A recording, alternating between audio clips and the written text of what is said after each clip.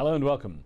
Is any government in the world really free of corruption? And what are the long-term costs of such shady business? Around the globe, abuses of power are not only making the rich richer, they're also keeping millions in poverty, while denying the poor their basic human rights.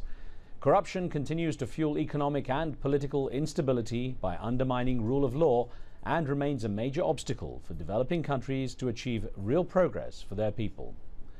So on today's show, we ask what can really be done to end corrupt practices around the world. You can join our conversation by calling into the show or by sending an SMS text or an email. Well, joining me to discuss the issues are John Gitongo, the CEO of Inuka Kenya Trust, a grassroots organization that encourages Kenyans to, quote, stand up to corruption.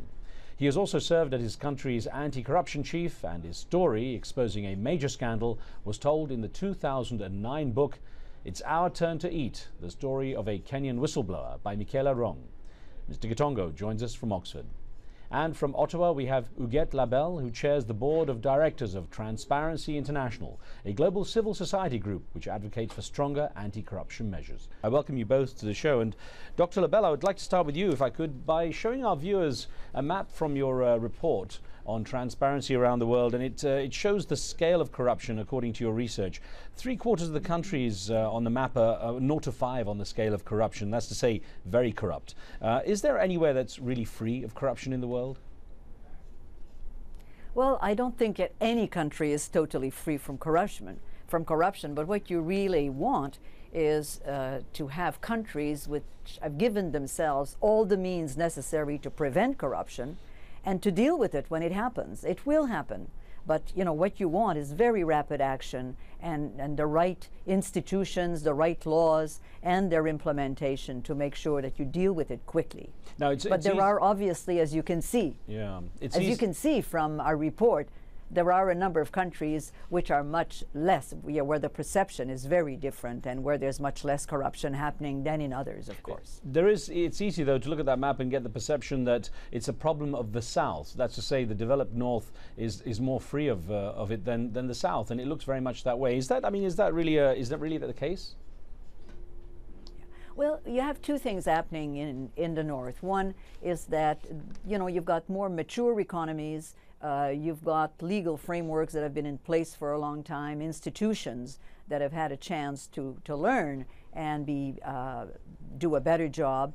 But one of the problems with northern countries is that, of course, they're not immune, because wherever you have construction, wherever you have procurement, you have to be very cautious. And there are instances where, of course, money was put under the table to get contracts. Important thing is to get those quickly. The other problem from the North is that a lot of the major multinationals are located, headquartered in the North, and these are very often the companies that will go and get at resources, try to gain access to resources, or sell products in the South. And if these companies don't have a zero tolerance for corruption, they of course not only are full participant in corruption, but they sometimes are the ones that initiate it by offering money in order to get those contracts. It's almost like the North fueling corruption in the South. Now, John Gitongo, I wonder to what degree you're surprised at the scale of corruption. I know you're very much in demand as a consultant to fight corruption. When you look at that kind of map and you know that it's so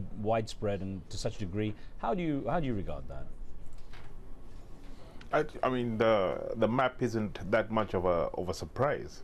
I think what I would add to it is, as we globalize, there are a number of important trends that have become apparent. Number one, when one talks of corruption in the South, Riz, one has to keep in mind that when you talk about grand corruption in particular, that involves hundreds of millions or billions of dollars, none of this type of corruption can be transacted without the help of the service sector in the West, especially the lawyers, the bankers, and the accountants. So there is a very special relationship there that has to be kept in mind when one talks about corruption in the South, especially in countries that have extractive industries, oil, gold, diamonds, etc. So that's very important to keep in mind, and it's sometimes not captured. Okay. I wanted to ask you, actually, Mr. Katongo, to what degree it's easy to define corruption, because surely it takes on so many forms. In one country, it could be as simple as a briefcase full of cash, while in another, it could be, you know, a politician giving a company, a business, some kind of favor, which is then later repaid years later in the form of a paid board membership or something. You know, how easy is it to define what is exactly corruption? I mean, the accepted definition of corruption is, you know, the abuse of vested authority for private gain. That's sort of the accepted definition of it, and you know, there are wide varieties of definitions that can be applied to it. You know, Riz, the key issue is at the end of the day, when you go into any country, particularly in the South, for me, the acid test of whether corruption is a problem that is high on the agenda of the population of any country is by simply asking ordinary people.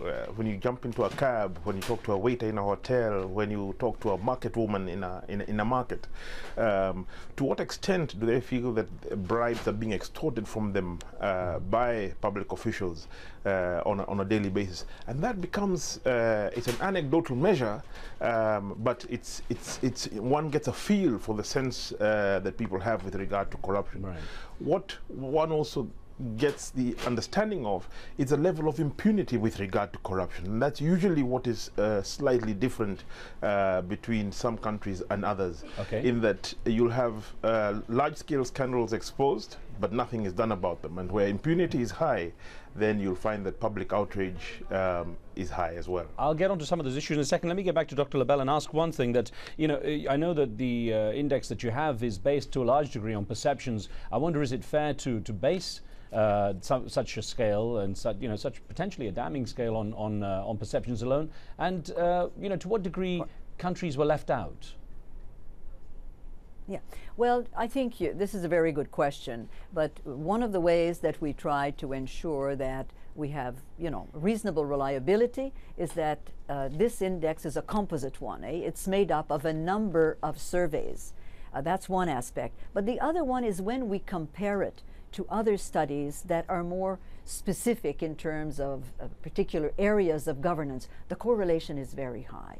So we keep saying, of course, this is perception, but there's an awful lot of smoke out there, I can tell you. Okay. John Katongo, to what degree do you regard this idea that it serves the developed world to keep corruption and use corruption as a tool in the developing world, as a way to have some sort of control on what happens in the developing world? No, I think that going back to the Cold War, if one looks at, for example, the continent of Africa, corruption was an essential tool of governance that was encouraged, and leaders were manipulated, bribed, and encouraged to bribe and to build patronage networks in terms of their commitment to taking either side during the Cold War. So some of these practices go back a long way. My experience has been, and you know, Huguette, please correct me if I'm wrong, when one is talking about the private sector, in particular some of the large multinationals, they don't complain about corruption if it is predictable and it is consistent. If they go into a country and they know who to pay off, how much to pay them off to get something done, then it's almost considered a tax. In some countries, up to not too long ago, in the north, this wasn't called corruption. In fact, it was tax deductible as a business expense. Under law, it was legal to pay some of these bribes. But it's when the predictability and consistency of the bribes and the corruption that is being demanded by public officials of some of these international companies goes that one gets heightened complaints about corruption. In those kind of societies, you'll find that the ordinary people on the ground have been complaining about oppressive corruption for a long time, which affects the poor and women most of all. Okay, I'm going to get a caller in from Italy. Sunny's been standing by. Sunny, go ahead, please. Yes, because I do have a comment first before I ask my question. Very quickly, my comment please, is my first comment is that the Europeans have been encouraging corruption in Africa for so long. All these head of state in Africa used to go to Switzerland with a bag full of money and deposit in the bank with no question asked. I mean, who can ever say that these presidents got the money legally? They knew actually that they were corrupt. Now, my question is, in the United States, lobbying is considered as legal. Isn't lobbying actually a form of corruption which has been legalized by the United States government, because lawmakers do take money from lobbies to vote law in favor of the insurance company, the financial institution? Sonny, a good point. I'm going to put that to Dr. Labelle, that lobbying in itself could be seen as a form of corruption. I think that, you know, this question is a vital one, in the sense that it's especially when you're dealing at election time with some of those who have special interests in ensuring that particular candidates get elected, or a political party, and pour huge amounts of money at the time of the election, for example. So then after, you have to wonder to what extent when a particular law becomes in front of a Congress, of a parliament, to what extent the influence that this continues to have on that candidate, on how they will vote, or on a party, as to whether they will even try to put in regulations which could be stringent and important to have. So, of course, you know, the lobbyist aspect, I think the countries are increasingly, and absolutely necessary to do so, they're increasingly ensuring that this is at least transparent, that you have registers, that it is audited, that the people know who is putting money and in whose hands. But at the end of the day, I think that one has to be very cautious about how lobbyists are acting in any country. Okay, well, I'm going to ask you to both to stand by because we take a short break. When we return, a look at possible tools for fighting corruption and what ordinary citizens could do. More of our discussion in a moment. We'll be right back.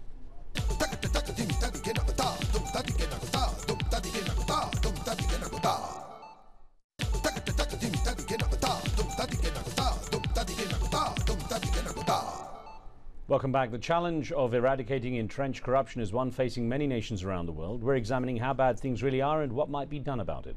My guests are John Gitongo, CEO of Inuka Kenya Trust, which works to empower Kenyans to fight against corruption. Mr. Gitongo, who formerly served as Kenya's anti-corruption chief, joins us from Oxford. And in Ottawa, Huguette Labelle is chair of the board of directors for Transparency International, a global organization that calls for worldwide action against corruption. As I get back to the discussion, John Gitongo, let me ask you about your particular case. You're a whistleblower, and that's sometimes a tool that's used in order to expose the kind of corruption that does occur. Explain to us very briefly the scale of that corruption you're exposing and what it meant for the people of Kenya, and then the consequences of you speaking out. Well, I think it was fairly straightforward, Riz. I mean, I came across a series of transactions totaling about 777 million US dollars that were all largely with fictitious firms, ostensibly registered in the West for security procurement that was dodgy. And this was linked to very senior political figures in my own administration. I questioned this.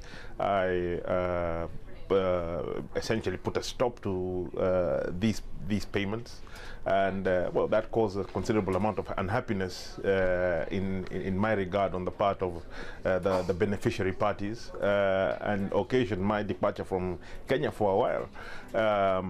And I think that yes, whistleblowing is one of the tools that can be used.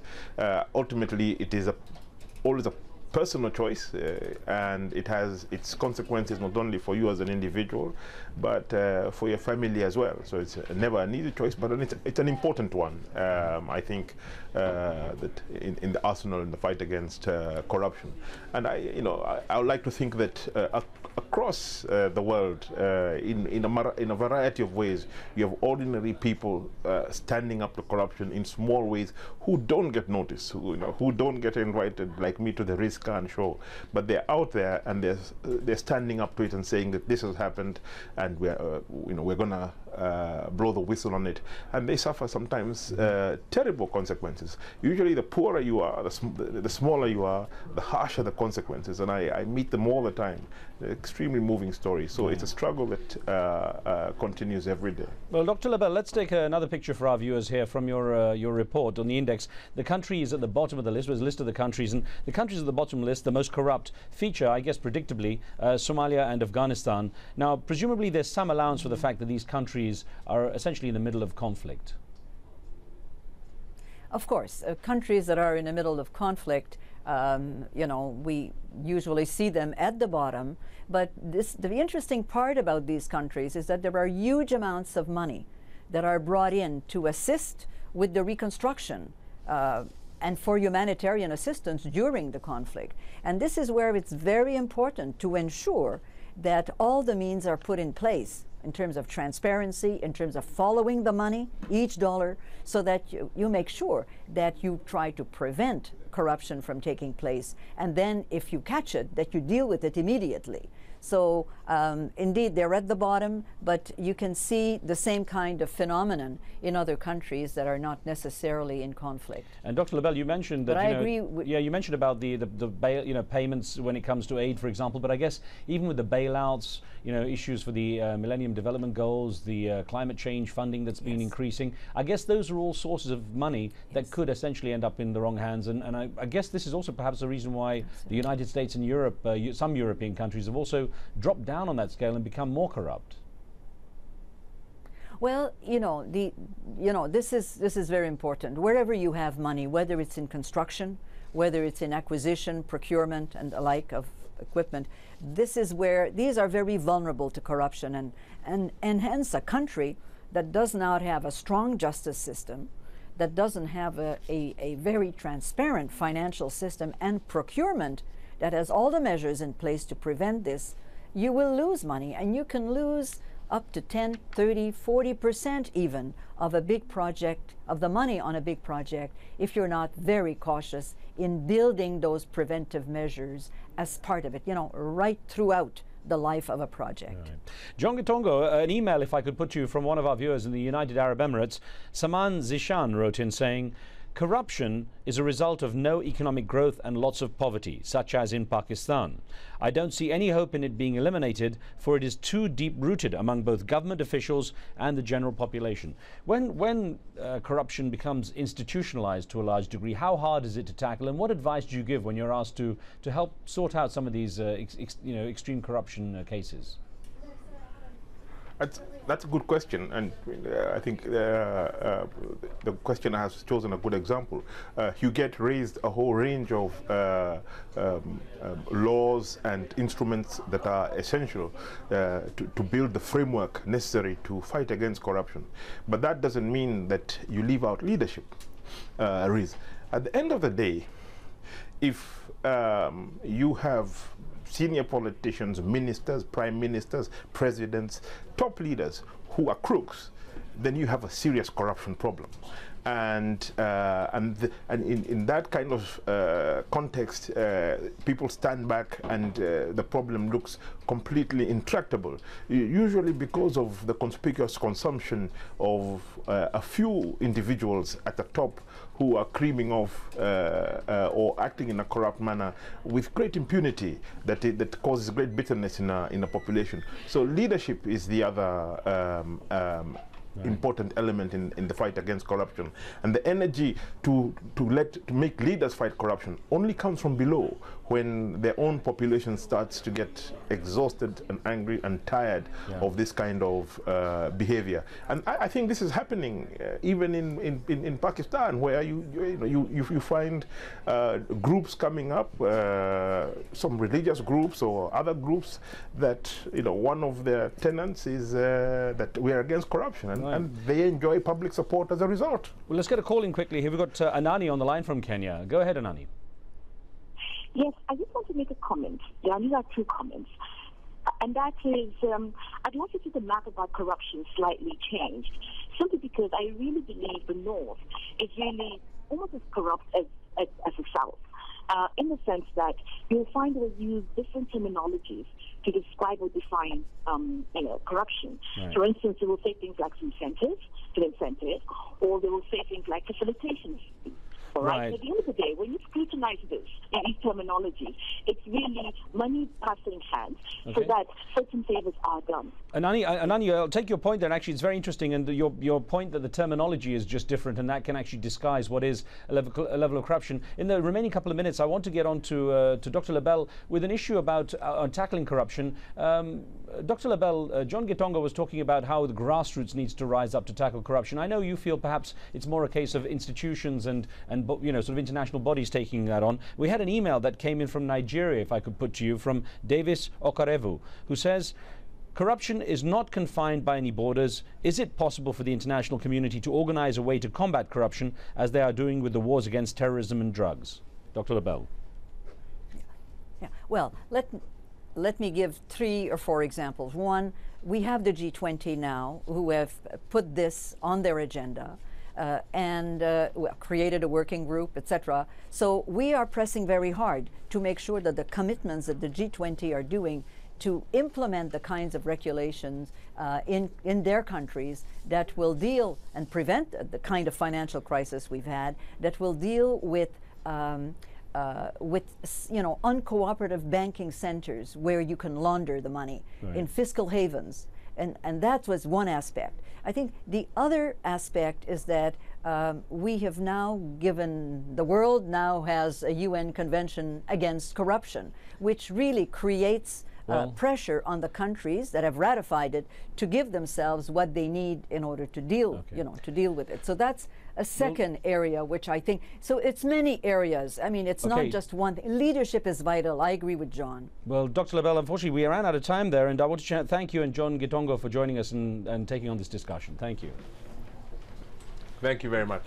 And thank you for being with us. Remember, you can follow the show on Facebook and see what we're up to there. You can give us your feedback on the topics and post your questions and comments. On the next show, it's been nearly 30 years since Jimmy Carter ended his term as US President, but he's still very much in the public eye. Join us as he shares the very personal details of his years in office, which are revealed in his latest book, White House Diary. Make sure you tune in for that. From me and the team, we'll see you next time.